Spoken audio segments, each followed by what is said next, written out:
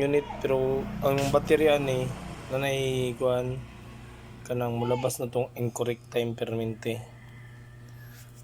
So pag makakunik kag internet, ingani yun ang buhat ni Bunay Mamay. Para mo current time. Kompleto na yung tanan na Excel na latest, iWord, MS Pico,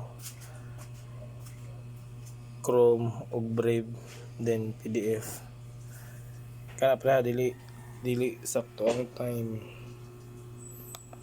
Pag makakunik na kasi internet kana i-click ra ni, then adjust date and time, i-sync ra na date sa na ang correct yung time na 3:46 na.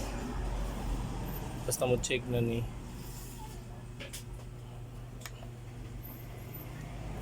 goods na tanan imuhang kuan Adria